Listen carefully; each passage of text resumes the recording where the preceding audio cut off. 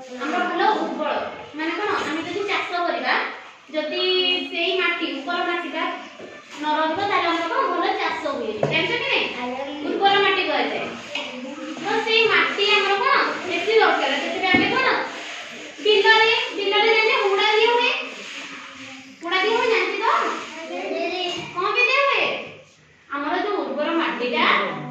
ଧୋଇ ହେଇପାରିବନି ବୋଲି ହେଲା ତାପରେ ମାଟି ଜାଣିଲଟି ମାଟି କି ଆମେ କଣ କରିବା ହୁଡ଼ା ଦେଇଦବା ନହେଲେ କଣ କରିବା ପାଚେରୀ କରିବା ଯାହା ଦ୍ୱାରା ମାଟି କ୍ଷୟ ହୋଇପାରିବନି ପାଣି ସମସ୍ତେ ମାନେ ସକାଳୁ ଶୋଇଲା ଯାଏ ମାଟିରେ ଯୋଉ ପାଣିର ବ୍ୟବହାର ହଉଛି ନା ହଉନି ସକାଳୁ ଉଠିଲ ମୁହଁ ଧୋଇଲ ତାପରେ ଆଉ କଣ କଲ କାହା ମାଧ୍ୟମରେ ପାଣି ଦେଲ ଆଉ ଗଛକୁ ପାଣି ଗାଧେଇଲ ରୋଷେଇ କରିବା ଗଛରେ ପାଣି ଦବା ପିଇବା ପାଣି ନଥିଲେ ବି ଆମେ କଣ ବଞ୍ଚିପାରିବା ନାହିଁ ଜଳ ହେଉଛି ଆମର ଜୀବନ ଯଦି ବର୍ଷା ନ ହବ ଆମେ କଣ କରିବା ବର୍ଷା ନହେଲେ ଆମେ ଚଳିପାରିବା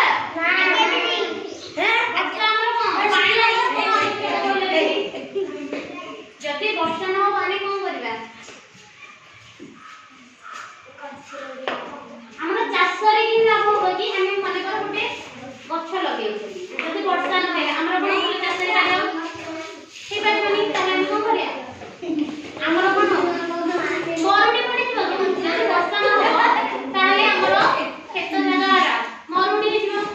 ଆଉ କଣ ହେଲା ଚାଷ ହବ ନା ପାଣି ହବ ନା ଫଳ ଫଳିବ କିଛି ହବନି ଯଦି ବେଶୀ ବର୍ଷା ହେଲା କଣ ହେଇଯିବ ବେଶୀ ବର୍ଷା ହେଲେ କଣ ହଉଛି ବାତ୍ୟା ହଉଛି ବନ୍ୟା ବାତ୍ୟା ହେଇକି ପାଣି କଣ ହଉଛି ସବୁ ଧୋଇ ହେଇଯାଉଛି ଫସଲ ପାଣି ବିଷୟରେ ଜାଣିବେ ତ ପବନ କିଏ ଦେଖିଛ କେମିତିକା କଲର ପବନଟା ପବନ ତମେ ଦେଖି ପାରୁଛ ଛୁଇଁ ପାରୁଛ କଣ କରିପାରୁଛେ ଅନୁଭବ କରିପାରୁଛେ କେମିତି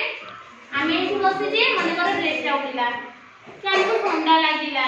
ଫ୍ୟାନଟା ବୁଲିବା ଏଇଟା ହଉଛି କଣ ପବନ ବୋଲି ଆମେ ଜାଣୁଛେ କିନ୍ତୁ ଆମେ ପବନ ବୋଲି ଗୋଟେ ଜିନିଷ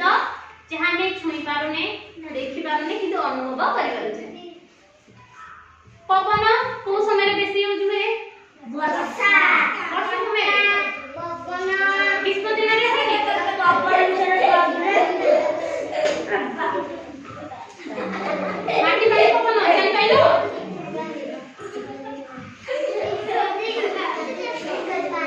ଦେଖି କହିଲ ସମୁଦ୍ର ପାଣି ମାଟିକୁ କେମିତି ଲାଗେ ଜୋରିଆ କହ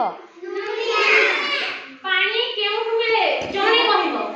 ପାଣି ମାନେ କୋଉ ଜିନିଷରୁ ଆମେ ବ୍ୟବହାର କରିପାରୁଛେ ପାଣି କିଏ ଜଣେ କହିବ ଦେଖିଛ ତମେ ସେଟା